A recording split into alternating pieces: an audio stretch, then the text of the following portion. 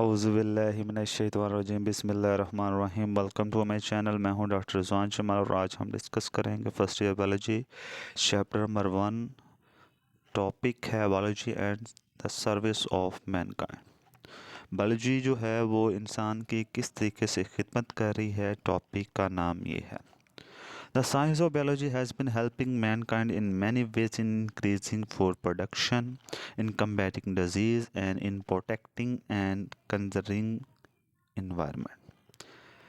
जो बायोलॉजी है वो इंसान की मदद कर रही है बहुत सारे रास्तों में, जैसा कि खुराक की मकदार को या खुराक की पैदावार को बढ़ाना, इन कम्बैटिंग डिजीज़ बीमारियों का मुकाबला करना, and in protecting and conserving environment और माहौल को महफूज करना, उसको बचाना।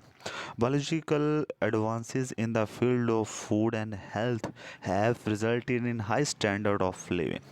बायोलॉजी ने जो साइंस की आप कह लें कि ऐसी ब्रांच है जिसने आप कह सकते हैं कि फूड और सेहत यानी खुराक और सेहत के फील्ड में इतनी ज़्यादा आप कह लें कि तरक्की की है कि उसने हमारा जो लिविंग यानी ज़िंदा रहने का जो तरीक़ेकार है उसको बदल के रख दिया, उसको काफ़ी ज़्यादा ऊपर ले आई है।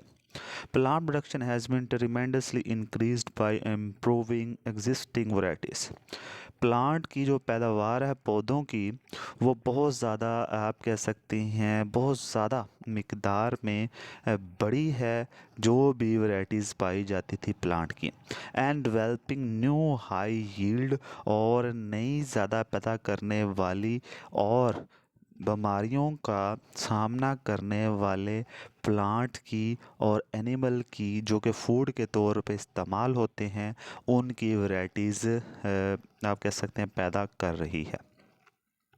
Plant and animal breeder have develop plant कहते हैं पौधों और जानवरों के ब्रीडर जो हैं वो बन चुके हैं थ्रू सेलेक्टिव ब्रीडिंग जो है उसके ज़रिए, यानी कुछ चुनी हुई ब्रीडिंग के अमल है उसके ज़रिए जो प्लांट हैं पौधे हैं जो जानवर हैं उनके जो कह सकते हैं ब्रीडर तैयार कर लिए गए हैं। Using the principle of genetics के असूलों को इस्तेमाल करते हुए no better varieties of wheat जो गंदम है उसकी नई इकसाम, चावल की, मकई की, आप कह सकते हैं चूज़े की, चिकन की, मुर्गी की, गाय की और भेड़ों की। Poultry breeder have been develop broiler for getting quick and cheap white meat, और पोल्ट्री जो है उन्होंने भी ब्रॉयलर के जो है वो ब्रीडर तैयार कर लिए हैं ताकि जल्दी और सस्ता जो है वो सफ़ेद गोश्त मिल सके। जीन्स फॉर डिजीज़ रेजिस्टेंट, वो जीन जो कि बीमारियों का ख़िलाफ़ क़ुव्वत मुदाफ़अत पैदा करती है, एंड अदर डिज़ायरल करैक्टर या कोई और जो खसूसियात हैं आर इंट्रोड्यूस इनटू प्लांट पौधों के अंदर दाखिल कर दी गई हैं using the technique of genetic engineering के तरीक़ेकार को इस्तेमाल करते हुए। सच ट्रांसजेनिक प्लांट जो हैं अब उनकी डेफिनेशन की तरफ आते हैं। Plants having foreign DNA incorporated into their cell, वो पौधे जिनके अंदर बाहर से नया डीएनए उनके सेल के अंदर दाखिल किया जाता है तो उनको हम ट्रांसजेनिक प्लांट कहते हैं।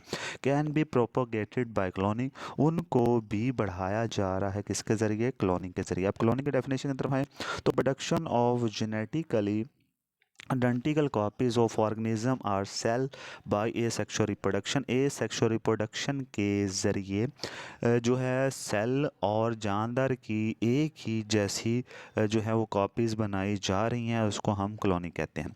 यूजिंग अ स्पेशल टेक्निक, एक ख़ास किस्म का तरीक़ेकार अपनाते हैं जिसको हम सच टिशू कल्चर टेक्निक, जैसा कि टिशू कल्चर टेक्निक है।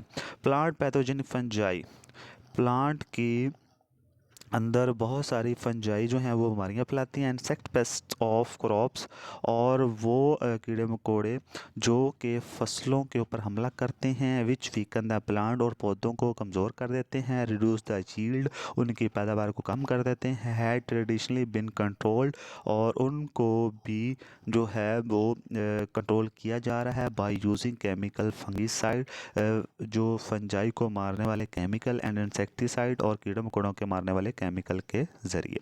इंसेक्टिसाइड जो हैं कीड़े मकोड़ों के मारने वाले केमिकल्स हैं, इसको हम पेस्टिसाइड्स भी कहते हैं। Use of this chemical poses toxicity. इन केमिकल्स का इस्तेमाल जो है वो जहरीलापन भी पैदा कर सकता है, प्रॉब्लम फॉर ह्यूमन बींग, जो इंसानों के लिए मसला है, as well as environmental pollution और माहौल आलूदी का भी है। Moreover there are chances of insect becoming resistant to the effect of this chemical, और ये भी हो सकता है कि ये जो इंसेक्ट हैं वो इस केमिकल्स के ख़िलाफ़ क़ुव्वत मदाफ़त पैदा कर लें। Biological control. बायोलॉजिकल कंट्रोल क्या है? Control by some living organism, जानदार के ज़रिए कंट्रोल करना जो है, काबू पाना जो है, उसको हम कहते हैं biological control. Eliminate all hazards, जो कि ये इस तरह की तमाम जो नुकसानात है उसको ख़त्म कर देगा। इन बायोलॉजिकल कंट्रोल के अंदर पेस्ट आर डिस्ट्रॉय, जो पेस्ट हैं, जो कीड़े मकोड़े हैं, उनको तबाह कर दिया जाता है by using some living organism, कुछ जानदारों को इस्तेमाल करते हुए, दैट कम्पीट विद, जो कि इनके साथ मुकाबला करते हैं, और इवन ईट दैम, या उनको खा जाते हैं। एन एफ दैट अटैक्स वनला ट्री, एक कीड़ा है जिसका नाम एफिड है, जब वो अखरोट के दरख्त पे हमला करता है, इस बिंग कंट्रोल, उसको काबू पा लिया जाता है बायोलॉजिकली जानदार का इस्तेमाल करते हुए बाई अ वेस्प, एक भीड़ के ज़रिए, दैट पैरासाइटाइज दिस एफिड, जो कि इस एफिड के ऊपर पैरासाइट के तौर पे रहता है, उसको खाता है, उसका मुकाबला करता है और उसको ख़त्म कर देता है।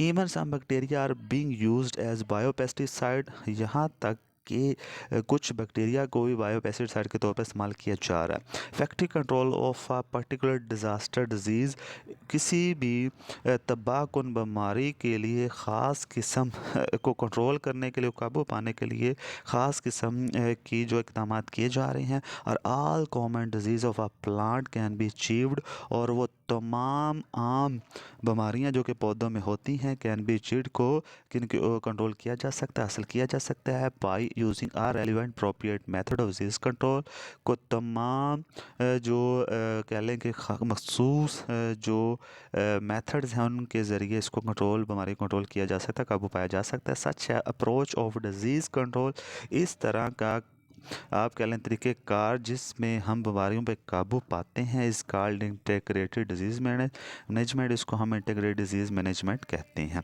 Soil is a complex medium, जो मिट्टी है वो एक बहुत ही पेचीदा मीडियम है। इट इज़ आलमोस्ट इम्पॉसिबल, ये बिल्कुल नामुमकिन है, to conduct experiment on nutrient requirement, कि हम जो प्लांट हैं उनको जो न्यूट्रिएंट के लिए खुराक चाहिए होती है ग्रो करने के लिए, उसका हमें ऊपर एक्सपेरिमेंट ज़मीन के अंदर ग्रो करके कर सके, तो ये हमारे लिए नामुमकिन है।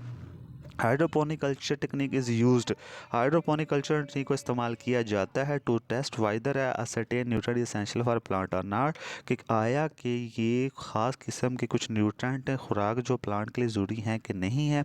In this technique plants are grown in aerated water, इस टेक्निक के अंदर जो पौधे हैं उनको एक हवादार पानी के अंदर ग्रो करवाया जाता है, to which nutrient mineral salts have been added, जिसके अंदर खुराक और नमकियात शामिल कर दिए जाते हैं। Hydroponic farming however is not yet feasible, पैसों के लिहाज से अगर हम बात करें तो हाइड्रोपोनिक फार्मिंग जो है वो इतनी कह लें कि बेहतर नहीं है, मुमकिन नहीं है। एस्ट्रोनॉट, या इसको हम कह सकते हैं वो बहुत महंगी है। एस्ट्रोनॉट में use it for growing vegetables, जो एस्ट्रोनॉट है खलाबाज है, इसको खुराक सब्जियां ग्रो करने के लिए, उगाने के लिए इस्तेमाल करते हैं इस टेक्निक को, जिसका नाम है hydroponic culture technique. Different technique of food preservation है बिन डेवलप, खुराक को महफूज करने के लिए मुख्तलिफ किस्म के तरीक़ेकार हैं। फॉर प्रोटेक्टिंग फूड, खुराक को महफूज करने के लिए, फ्राम स्पॉइल, ताकि वो ख़राब ना हो सके, एंड फॉर इट्स यूज़, और इसके इस्तेमाल को, and transport over long distance, और उसको हम दूसरा इलाकों में बेच सकते हैं विदाउट डैमेजिंग इट्स क्वालिटी, और इसकी जो क्वालिटी है इसको ख़राब किए बगैर, या उसकी क्वालिटी को ख़राब हुए बगैर हम उसको दूसरा इलाकों में बेच सकते हैं। One of this is pasteurization, और इसमें से एक तरीक़ेकार जो खुराक को महफूज करता है उसका नाम है pasteurization, develop by Louis Pasteur, जो कि लुईस पास्चर ने बनाया था, या उसको किया था।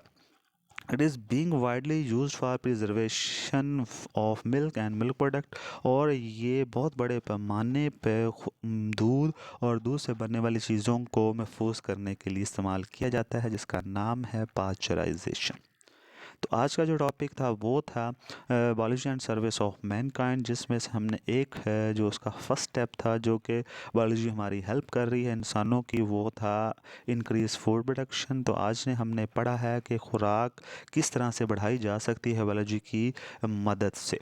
तो इंशाल्लाह नेक्स्ट वीडियो के अंदर हम इसके दो मज़ीद जो गोल हैं वो डिस्कस करेंगे, जिसमें आती है कंबैटिंग डिजीज़ और दूसरे नंबर पे आता है protection and conservation of environment.